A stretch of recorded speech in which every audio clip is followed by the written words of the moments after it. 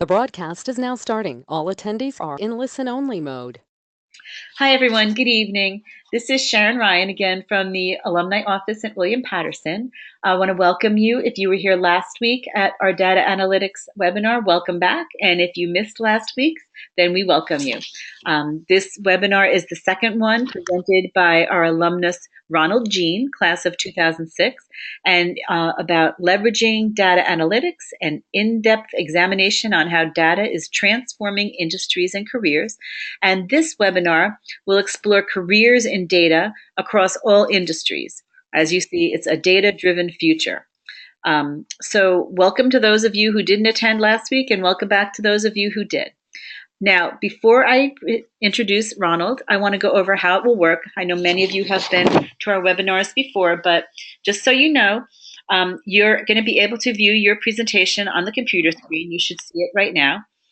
You'll also be able to hear the presentation through your computer's audio system. Please feel free to ask questions by typing them in, and we will be monitoring the questions and we'll answer them at the end, or perhaps during the middle. We're going to play it by ear, kind of be casual about it. Any questions not answered in today's webinar will be addressed. You can type in your questions, and Ronald will get copies of that after the webinar. So you can send in any questions that are not answered in this hour. So now I'd like to introduce Ronald. Ronald, All right. he's from the class of 2006, is a WP alumnus, and he is a northern New Jersey resident where he lives with his wife and twin children. He has over 10 years of professional experience in providing quality health care at the highest level of administration and clinical management. Ronald graduated from WP with a bachelor's in dual majors, kinesiology and exercise physiology. He also holds a master's in healthcare administration from Fairleigh Dickinson, and in addition, he is certified and licensed as a project management professional, an athletic trainer in New Jersey, certified strength and conditioning specialist, and certified in orthopedic technology. Ronald currently works as an organizational consultant in the field of healthcare, focusing on operational and clinical efficiency. And so now I'd like to introduce Ronald and let him begin his webinar, part 2, a data-driven future. All right. Thank you, Sharon. Good evening, everyone. Thank you for joining me once again in this seminar, A Data-Driven Future. This is the second of a 2-point seminar. So again, we have a lot to get into with this one. So let's just move right in. Okay. There we go. The present future. In this seminar, we're going to discuss how industries are progressing in regards to analytics and how you can position yourself within that movement. Again, I received some questions from the previous seminar, and I've interwoven them and answered them throughout this second piece of this seminar. So you'll find some of the topics will address some of your previous questions, whoever attended that original seminar. So a brief recap of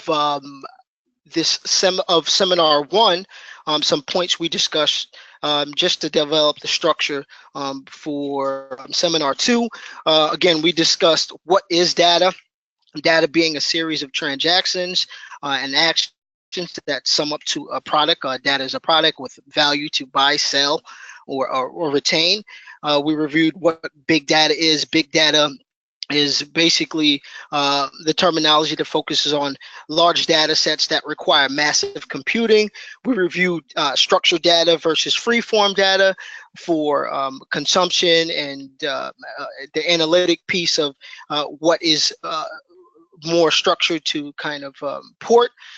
We reviewed what is the analytics piece. Analytics is transforming data into insight. We reviewed business challenges, challenges that organizations face, such as how to make actionable item, acquiring the proper talent to meet their data needs, and certain barriers in place in terms of data volume and data quality. We spoke about how to get your data to talk. We reviewed the data process from data warehousing to leveraging that data within the organization. Again, we discussed analytic types from basic analytics and advanced analytics, monetized analytics, and we reviewed a number of tools and techniques. So in moving forward, we really wanted to look at the data market, right? In this slide, we reviewed towards the end of the last seminar. Again, this is reviewing the market industry. Again, we're focused on the market specifically of data science, revolves around data scientists and data analysts. And again, this is a burgeoning market. By 2020, this market, the job market is set to increase by 28%. One of the questions I received towards the end of seminar one was what background would be ideal in data analytics, i.e. someone who comes from a healthcare field, business field, project management. My response to that would be, again, when you're getting into data analytics, it's most suitable, most prevalent in anything that's consumer driven. Any consumer driven business, any business that deals with customer transactions or customer service generally will have the most usage for it, because you have such a bank of data that comes in from a customer standpoint and your own business transactions. So i.e. pharma is a big industry, tech development, call centers are highly reliable, highly reliant on service data. And where can you find or access these general jobs? Again, these jobs are general posts. There's every organization has their specific need. So a lot of times with the data analysts, they're groomed internally. So your organization will groom you internally, provided you have the skill set to kind of leverage data use. So you think about your industry, and we'll get into different ways you can prepare yourself to kind of fit into these roles. But again, even if you're not specifically looking to work as a data analyst and just your end user trying to leverage it, there's some critical points you want to be aware of as well.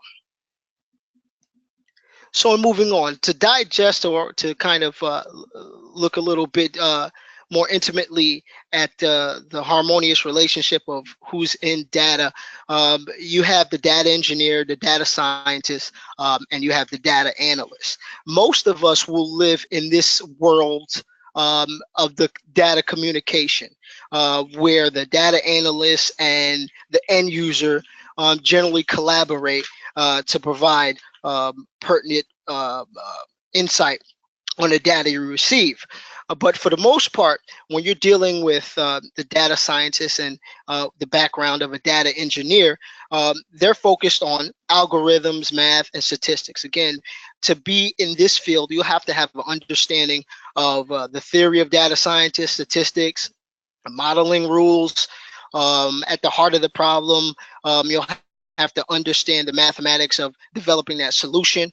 You'll have to understand experiments and design theory. In the engineering field, you'll find most of these folks are IT professionals, people who have programming background, and they accentuate their data skills through additional training. As an engineer, you'll have to understand the engineering required to source, process, and store data. You should be aware of programming languages, distributing computing schemes, and you'll have to deal with massive amounts of data that you'll have to scale. But again, this is our territory for the majority of the workforce population. We're living in the data analyst and end user world, where communication, you have to understand how to communicate your solutions and how to relate those solutions to business problems.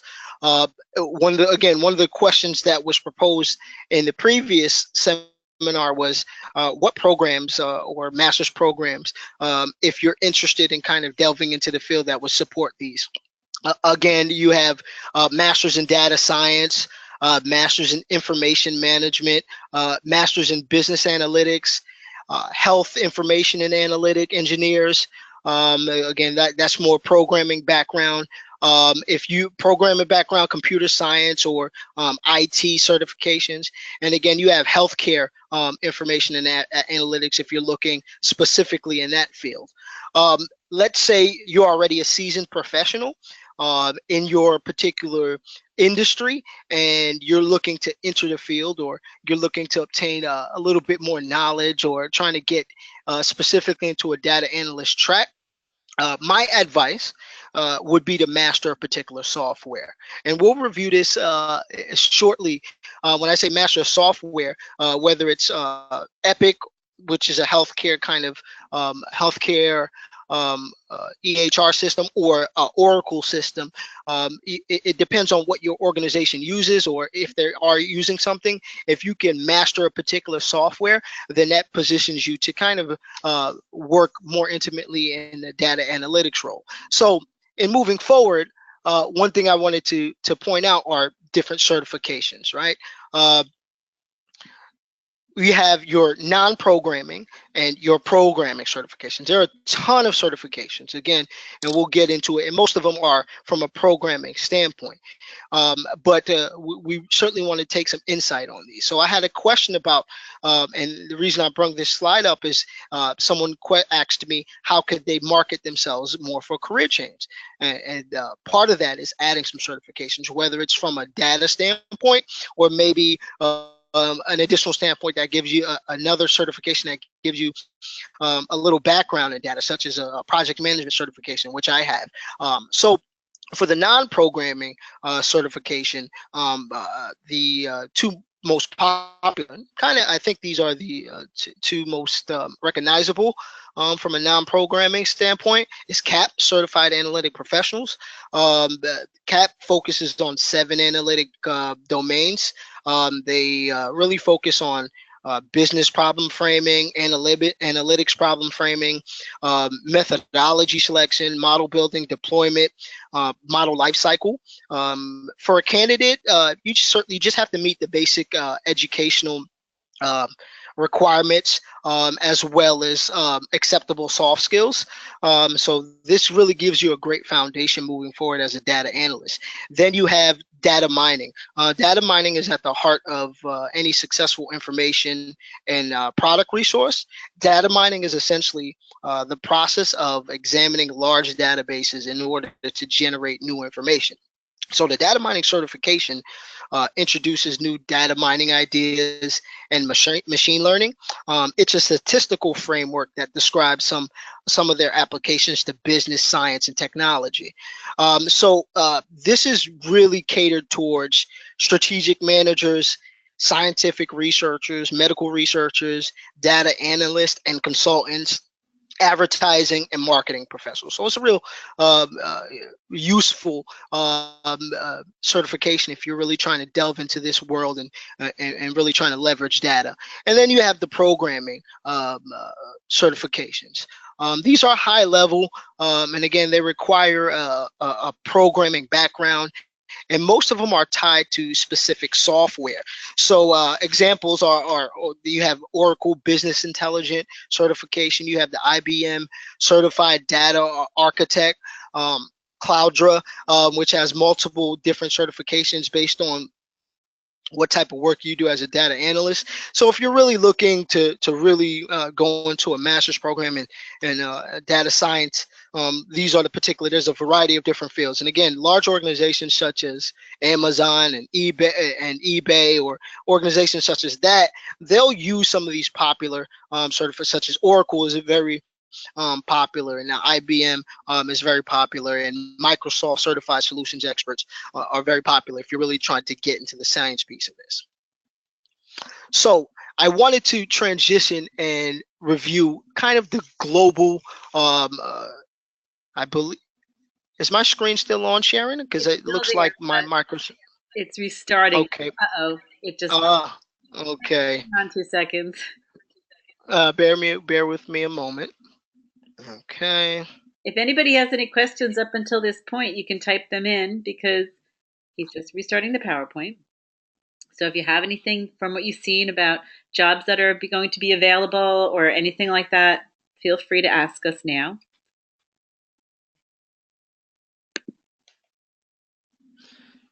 Okay, Sharon, what view do we have now? Your notes. Mine, okay. Okay, you're good. Okay, great. So let's move a little bit down.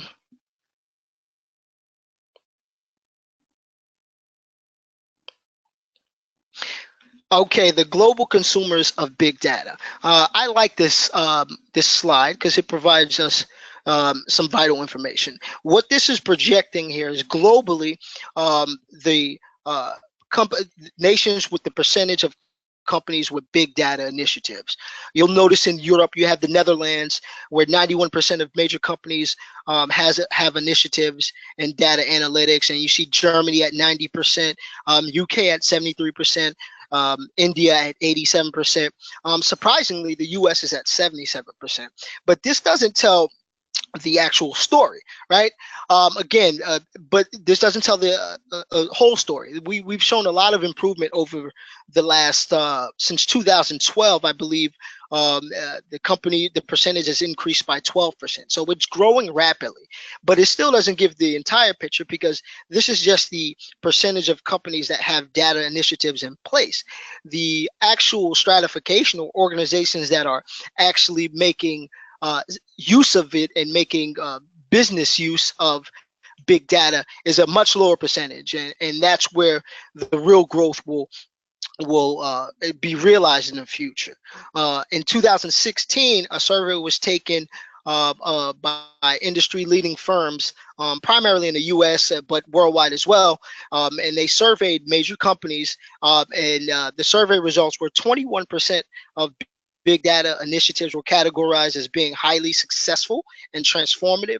27% were highly successful and evolutionary. The largest category was 32% were good, moderate success. 18% was too early. 2% was failure. So you can see through those staggered data that there's still room to grow domestically and globally.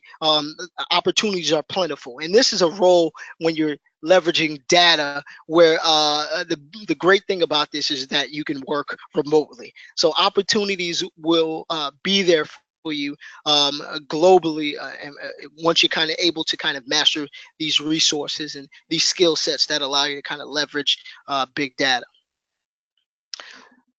So moving into kind of leveraging and taking advantage of it in your particular industry, here we have the top 20 sectors with data demands. Our top three come as no surprise. IT, professional science, technical service, manufacturing. Again, well-established organizations that rely on data to operate more efficiently. But what's highlighted are the fast risers.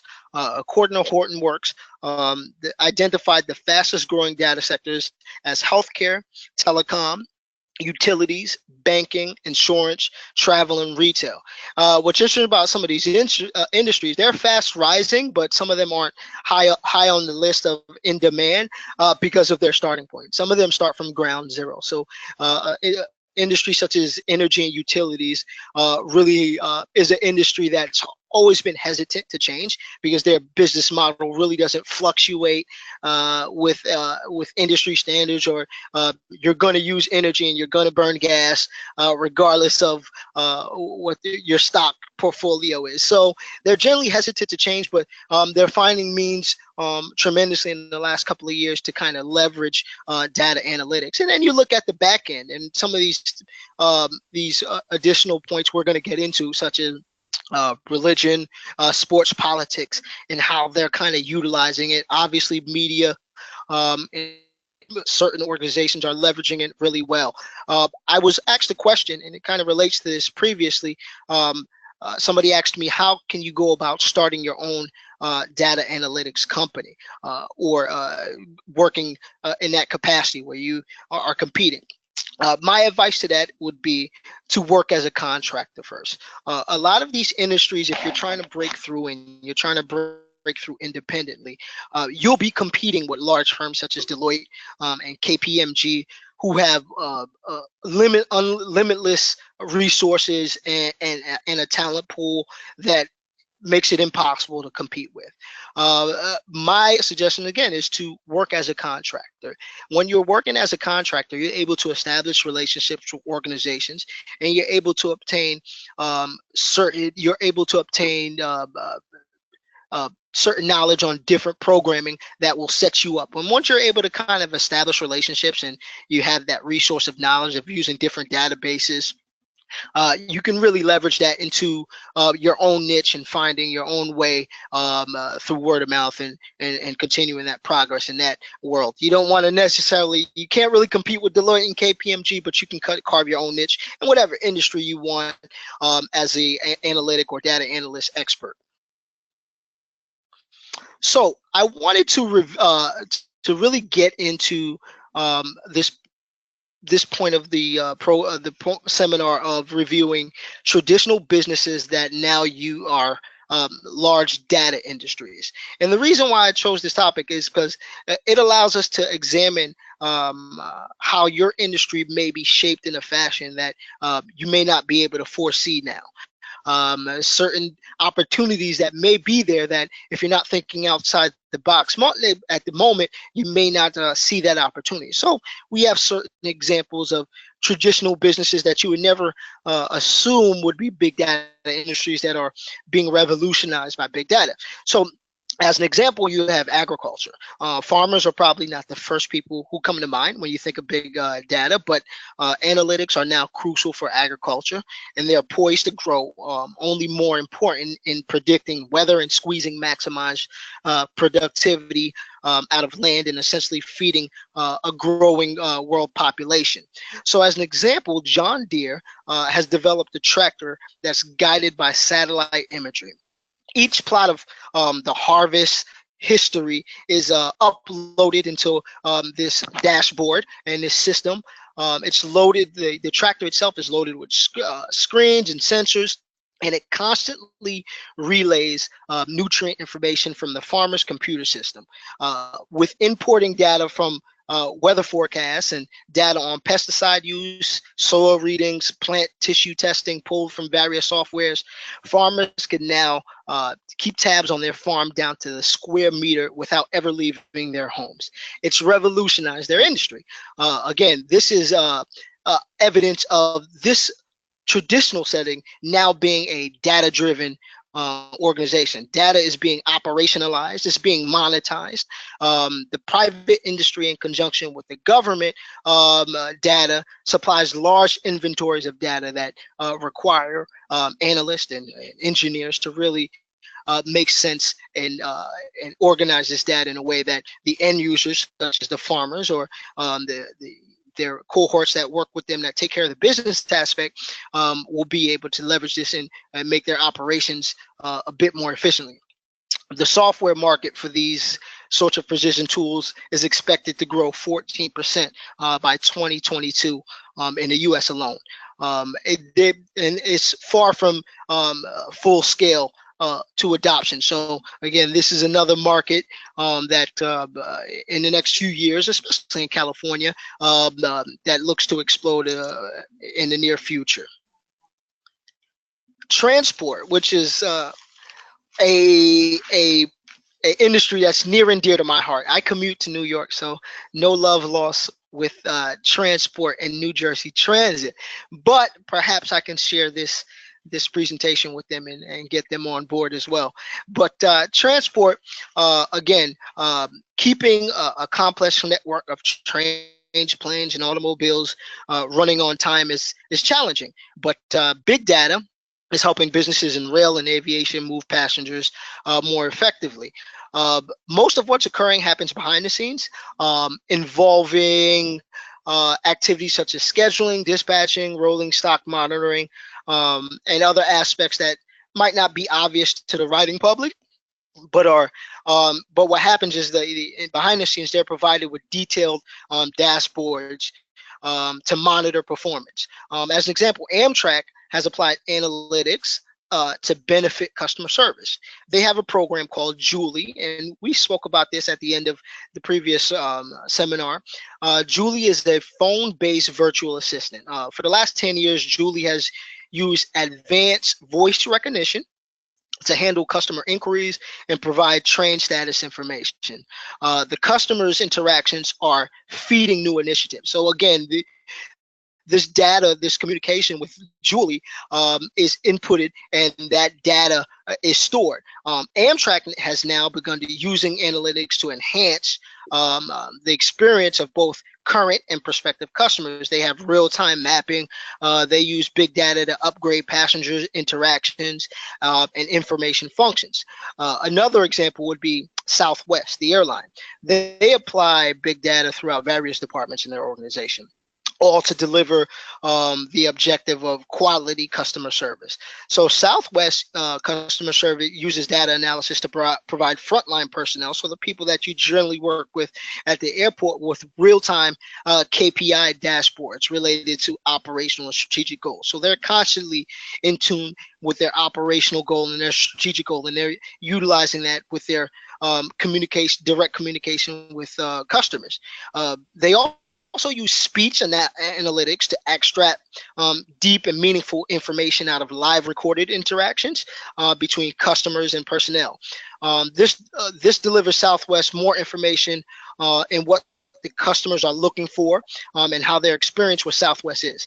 So again, this guides a lot of their options. This also guides by analyzing this. Southwest is able to give customers a boost in analyzing real-time data, such as they're able to analyze social media analytics in order to provide their customers with tailored offers. So they're abstracting unstructured data from social media. They're abstracting voice data, and they're really developing algorithms to kind of meet customer needs.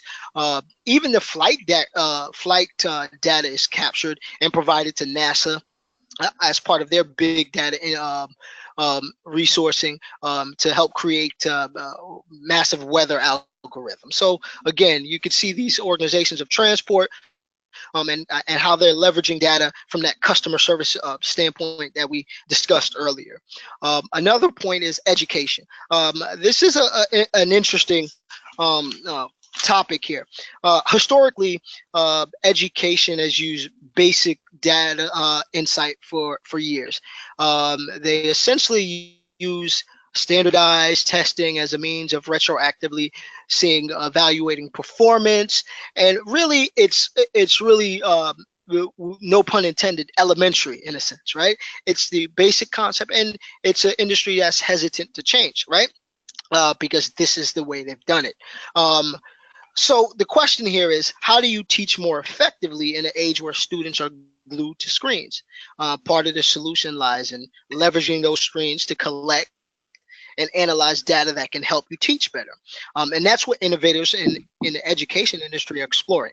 So take this into account. Imagine classrooms outfitted with cameras that are constantly running, capturing each child's facial expression, fidget, or social interaction every day, all year long. Then imagine on the ceilings, you have these infrared cameras documenting objects that every student touches throughout the day, microphone recordings, every word that utters, and consider the use of Chromebooks and learning software that track every click and keystroke, right? This sounds very Big Brotherish, right? This sounds very intrusive, but it gives you great insight, right? And this is the vision of Alt School, right? Alt School is a startup Silicon Valley company, and this idea represents the most aggressive and far-reaching foray into big data analytics in the education sector. But again, it has opportunity, and it's being proven to have opportunity to change, not proactively analyze data, but analyze data in the now, so we can provide a product or teach in a more efficient manner that is receptive by the students, right? This project-based model of learning is already in place in private school campuses, companies across the U.S. from California to New York City, right? This insight provides teaching methodologies that are effective. So this isn't a practical solution for every classroom, but these torrents of data flowing from the classroom into the cloud provide algorithms, patterns, and each student's engagement level. So we're assessing moods through visual data that's captured, use of classroom resources, habits, language, vocabulary use, attention span, with the goal to improve the educational delivery system. So when you analyze this, consider different socioeconomic or cultural factors, and what may work in one sector when all things are equal. Something that may work in a more affluent neighborhood may not be a adequate type of teaching methodology to kind of break through different social constructs or cultural constructs. So when you can develop these cohorts where you're abstracting this data, you can develop teaching methodology and share teaching methodologies that work with particular economic or socioeconomic or cultural groups within the teaching setting. So that's again avenues that are not yet explored, that are burgeoning even in the healthcare, in the education industry, that will revolutionize their approach. So the next point that we're moving on to is analytics in the sports world, which is near and dear to my heart because my background is in sports medicine. So I want to leave this clip with you guys, and hopefully the sound projects well. This is from the movie Moneyball. And I don't think we have the audio, correct? No. Is this playing for you? Okay. No audio. No audio. So we'll go to plan B, right? Yep.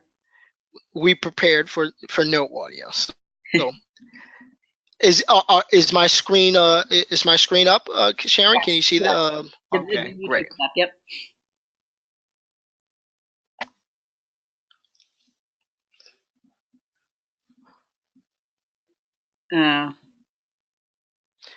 Still, yeah, is the audio coming out?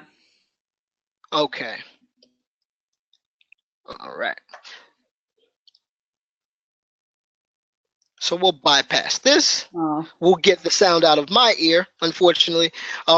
Please, on your own time, you can always Google this. It's a really great scene. In this scene, the character is essentially trying to sell Billy Bean, which is played by Brad Pitt's character, and trying to sell him on a different way to evaluate players historically, looking at different analytics and stats to evaluate the value of a player. And what this slide was supposed to show, or this scene was supposed to show, was an example of abstract thinking in an industry that is traditional and hesitant to change, or an industry where you might hear the words, "I normally do things one way." You generally have a lost opportunity, right? I use this analogy where imperfect practice doesn't make perfection, right? You have to perfect practice makes good habits. So when you're constantly doing things one way because that's the way you're accustomed to doing it, and you're not trying to think outside the box, or thinking broadly, using certain things such as data and data analytics, there's a ton of lost opportunity. So kind of reviewing this from and Sharon, Yes. is this this is the presenter view, correct? Yes. Switch it back. All right. There. Back to YouTube. There you go. Perfect. All right.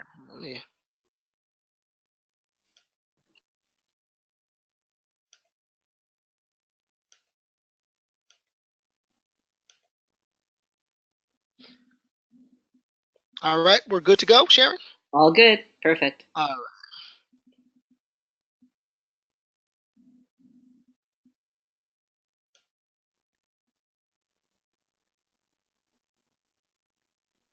Apologize for the technical difficulties. It happened. Yeah. All right.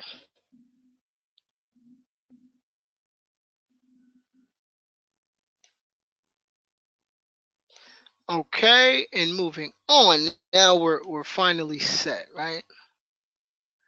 Yep. So again, in the background, right? 2003 Money, the book Moneyball, chronicled Billy Bean's use of sabermetric and successful player evaluation, right?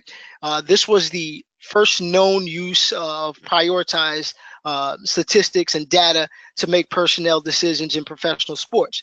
The high efficiency, low output system has not only revolutionized baseball, modern baseball, but professional sports as a whole. This philosophy has really changed the paradigm in sports. A recent example is the Cleveland Browns. Uh, uh, 2 years ago, hired a Harvard staff of business analysts, lawyers, and professionals to really run the operations of their sports department. And this was a direct result of the leveraging the data that was seen in Moneyball. Unfortunately, during that time frame, the Browns won one game out of 32. So I don't know how I can't speak to the quality of the data that these Harvard grads use, but it did show that the industry was open to moving in these directions, right? So what it did essentially was it opened the door to hundreds of jobs for those who had degrees in data science or analytic degrees.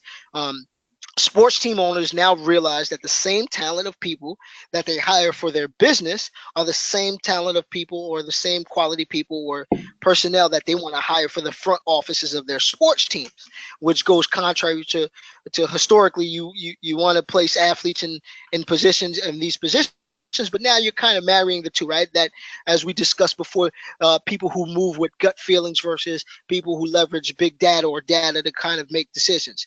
What this all means is that someone with a master's degree in data analytics might have just as much of a chance as working for a sports franchise as they have in working in finance, healthcare, or marketing.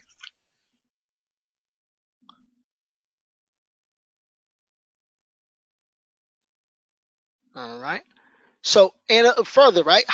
How is this applied? Today, every major professional sports team either has an analytics department or analytics expert on staff. Scouting reports are converted, again, unstructured data are converted into spreadsheets, and those files are sorted by top-notch developers.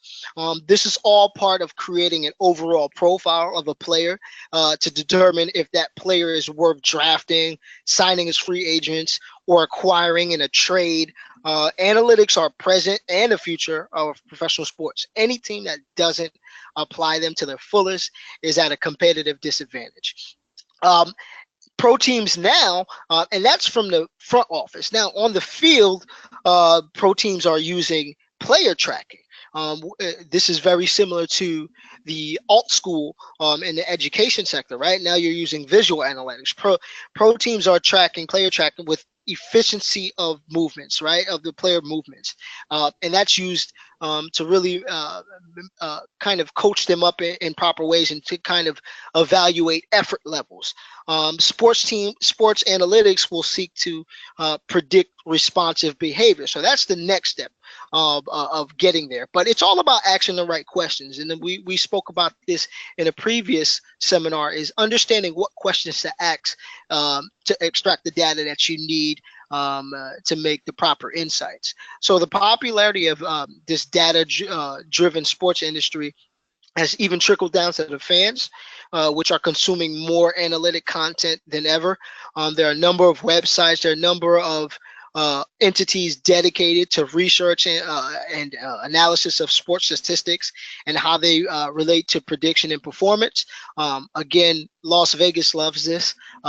Those our bettors love this deep data analytics. So again, that's another example of how data is impacting the sports world, right? And some other potential uses of it. Again, other applications. It's being used in injury risk analysis, right? Analytics helps clubs reduce the risk of injuries. They're able to kind of adjust training routines, evaluate pitch counts, identify high risk patterns. From the business operation standpoint, they can use data to understand sales trends in relation to marketing campaigns. Again, they can adjust market value based on coming attractions to really capitalize on their profit margins. And then you have the social media analysis, analyzing individual players' impact on fan attraction, that off the court value of a player. As an example, many of you might have heard of the Ball family. And recently, the father took two of his sons to Lithuania.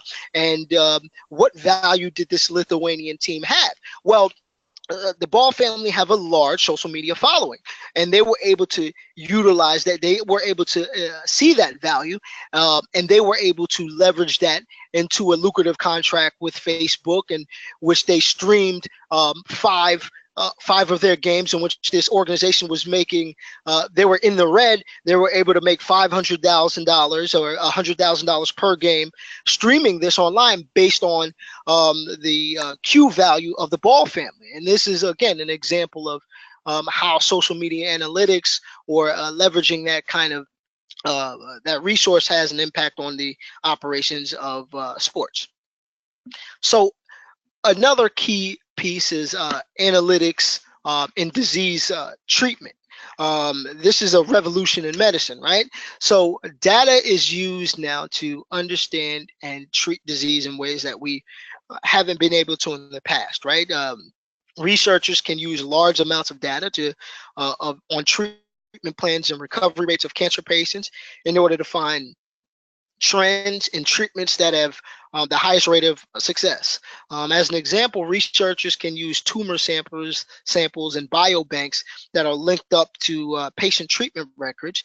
Using this data, researchers can see things like how certain mutations in cancer proteins interact with different treatments and find trends that will lead to better patient outcomes. Now, the ability to do this prior to data resourcing would have taken weeks. You would have to have gone and done independent research the old-fashioned way. Now we're linked up, in what took us weeks and months to establish, we're able to capture in minutes. Data, again, this is all dependent on disease data warehousing and it being shared. In order to make these kind of insights, patient databases from different institutions such as hospitals, universities, or nonprofits must be synced. This allows the patients, allows researchers and the end users the ability to see patient records and previous research case studies. Data is also used to model disease genes for treatment. There is a genetic sequencing piece of this in disease sampling where you can utilize the genes, the model genes previously, and really kind of sequence from an open source of databases to kind of find optimizing treatment for certain patients. Again, this is an example. Also consider big data being used to respond to the opioid crisis. Big data analytics is captured and used from insurance and pharmaceutical companies, and they're able to identify risk factors that predict with a high degree of accuracy whether someone is at risk for abusing opioids. Again, with this is a great resource, but with this data and this insight, it's yet to be determined how to utilize it. But again, these are examples of how it's being used in non-traditional industries. The most interesting point of this is analytics in the entertainment industry. Data deciding what you will watch. This is really fun. What's occurring here is entertainment industries are mining viewers' tastes and viewing habits. They're leveraging data collected to predict future demand, and they're modeling shows based on characteristics. The company that really exploits this the best as the industry leader is Netflix. Netflix has helped raise the bar on personalization. through deep granular mining of viewers' taste and viewing habits. Netflix users have become accustomed to kind of that hypersensitive recommendation. The perfect show always seems to appear for you on Netflix, right? The company has embraced data science techniques and has a commitment to experimentation that leads the industry, right? Beyond viewers seeing what's next on their cues, Netflix uses data-driven mindset to inform decisions on which new shows to invest in. When thinking about original content, there's little data to consider about original content. Everything has been what can be thought of has been thought of before. So, for the most part, Hollywood generally regurgitates the same storylines. But by leveraging the data collected around members' viewing habits, data scientists can build a taste cluster and predict demand to inform uh, uh, their their clientele, their population of what shows might be green lighted next. They theorize demand for new shows based on preferences of subscribers who view older shows with related characteristics. This is evident in House of Cards. Again, they used this data and they were able to find a particular algorithm or a particular kind of cluster of certain tastes, and they were able to match that with shows globally that were created. So House of Cards was originally a show set in the UK, and essentially they found a high match, and they were able to kind of recreate House of Cards to great success in the US. So again, this is an example of how analytics is being used in the entertainment industry. And again, I don't touch on this, but it also has great application in the music industry, right? There is a science to what type of songs make a hit. There's the BPM, the beats per minute, there's a relatable content to each hit song that it can be abstracted through data analytics and be used to scientifically create a hit song by a hit performer. So again, even in the music industry, even though that's an art industry, there's still some data science behind that. Data analytics and project management, which is a really key in terms of our own advancement in our own careers. Again, with data analytics and project management industries growing at an explosive rate, it only makes sense to use both powerful tools in combination to get more of a competitive advantage. Effective project managers entail operational management of uncertainty on any project. This requires project managers to use analytic techniques to monitor and control uncertainty. Project managers need to access to tools that simplify the process. Rather than spending 80% of your time prepping data, project managers should be taking advantage of automated solutions that free up resources which could help be used to deliver business value on data insight. Analytics-based project managers metrics can essentially enable project managers to measure, observe, analyze project performance objectively, and make rational project decisions with analytic certainty rather than vague decisions with subjective uncertainty. So again, how is it applied? Data analytics can provide information needed to improve project outcomes and specifically reduce risk factors. The ability to revisit data in cases that historically can be stored in a database, provide insight to problems that may lead to failure, ultimately help make efforts more productive, improving project outcomes. So risk assessment. With risk assessment, it's one of the most complex parts of a project is understanding the complexity of it, the large nature of it, and it really renders itself to be the largest risk.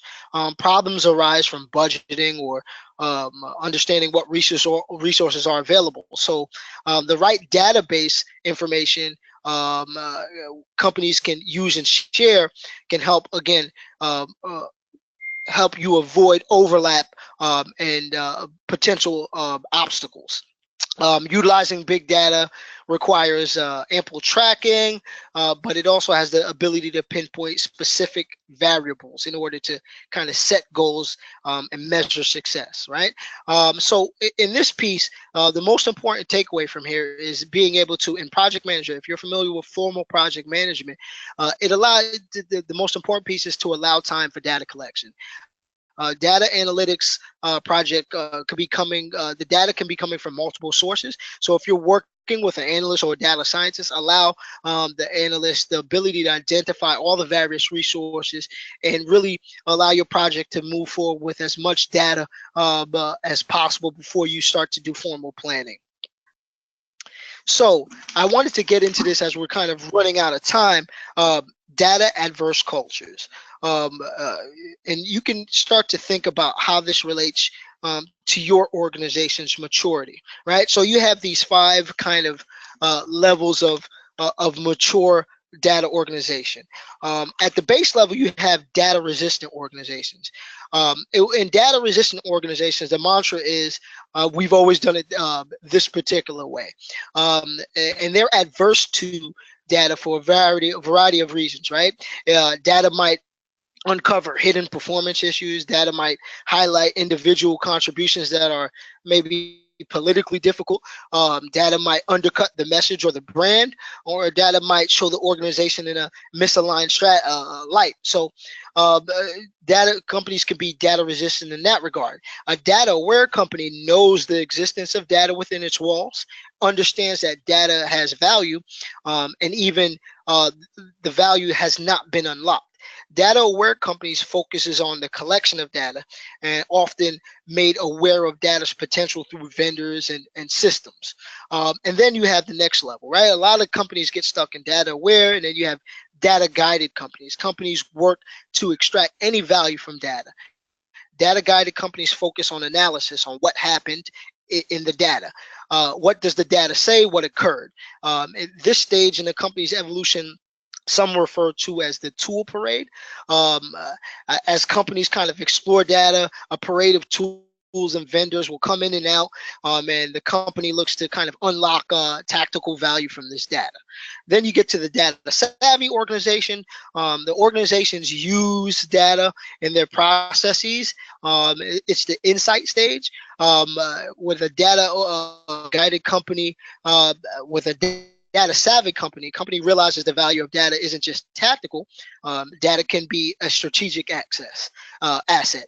To develop strategic value, data savvy companies continue investment in what, but turns out its attention to why, right? So they again focus on why they're investing in certain data insight.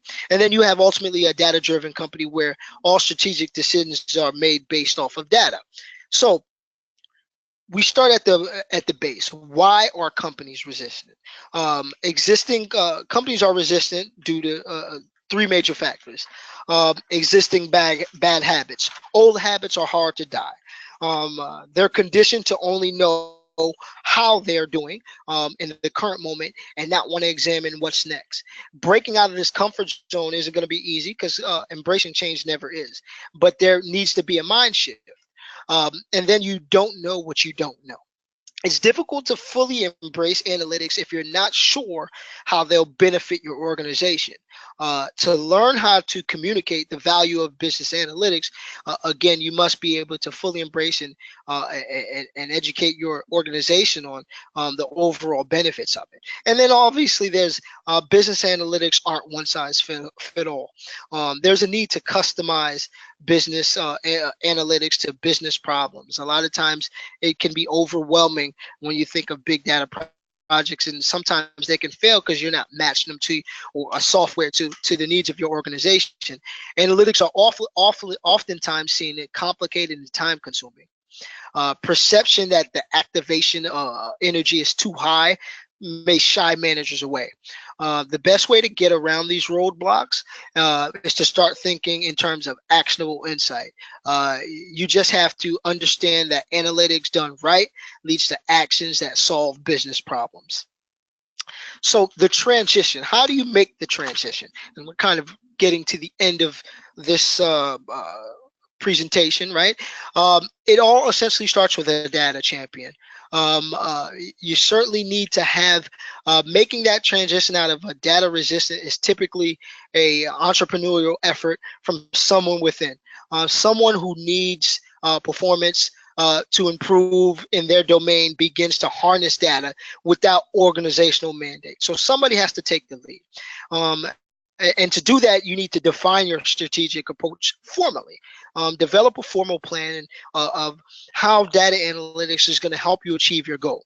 And then the most important piece of this is the evolution of any company into data-driven organization begins with buy-in, and buy-in at the highest level.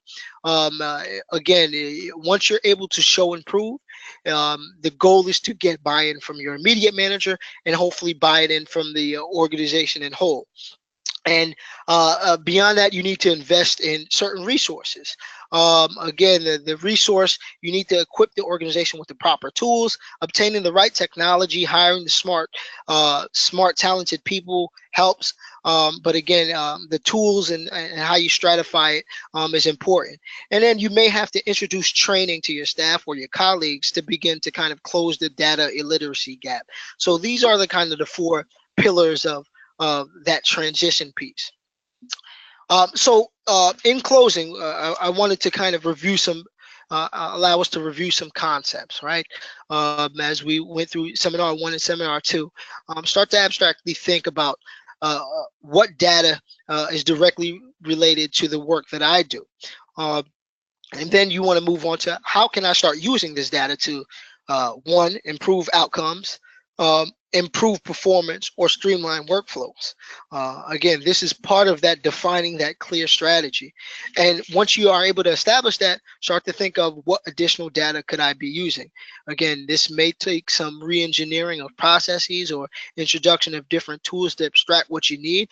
But these 3 points should lead you to kind of making an effort into leveraging data in your own way in your own industry. So we started off with a quote, and I want to leave us with a quote. Opportunity dances with those who are already on the dance floor. Essentially, excuse me, there was a nice little. There, I'm missing my. There was something that I really wanted to pop up here. Oh no. Oh, just a little levity as we're ending the seminar, right? Opportunity dances with those already on the dance floor. Again, when leveraging data, right, it's really, you have to meet it on the dance floor. You have to, again, to leverage this and take advantage of this opportunity, you have to meet it halfway. Take advantage of these certifications. Be there, be prepared. To really take advantage of the future, structure, place yourself, align yourself now to really foresee the direction your organization is going. So again, get on the dance floor and take advantage of this opportunity. And do the Carlton. So that yes, and do the Carlton. That's always important. So again, thank you. That concludes my seminar. Thank you guys for joining me. This seminar 2 was a little discombobulated, but we got through it, and I hope you all have received at least some level or tidbit from seminar 1 or seminar 2. And again, if you have any questions, you can always find me on LinkedIn. Some people have reached out, or you can email me directly, and I'm available in any capacity. I love doing these. I love imparting some of my work experience, some of my knowledge. So if you ever have any need in that regard, feel free to reach out. Thank you, Sharon, once again for allowing me to do this. Can I ask one question? Someone asked a question. Yes. You said we have like 1 minute, but you mentioned critical points of data earlier. What are the main critical points of data? The main critical points of data. Hopefully, well, to answer this question, quality of data. If we're talking about the data in itself, the main critical point is the quality of data in the data type, whether it's structured or non-structured. But you certainly want to make sure you're abstracting quality data, and that comes from the ground level, the initial contact points. So you have to be able to set up processes when you're trying to abstract data. You have to set up efficient processes or workflows, that there's no wiggle room, that there's limited wiggle room for error, so the quality of your data can support whatever insight accurately, when you're trying to transfer into insight. Perfect. Thank you. Okay, so it is literally 8 o'clock right now, and there was a great ending with the Carlton and everything. And here's Ron's information on the screen. And once again, you're going to get a little survey at the end. Please fill it out. If you have any questions, there's a space for you to put that in. Any other further questions, and you can reach out to Ronald and or to me if you have any questions. This is being recorded, so I'll be putting it up on our YouTube channel in just a little while later tonight. If you want to relook at it or look at any of the points. And we'll be sending out an email tomorrow. So thanks again, Ron, for doing this. And thank you for all No problem. Thank attending. you. And Have a everyone, good evening. have a very good evening. Thank you, everybody.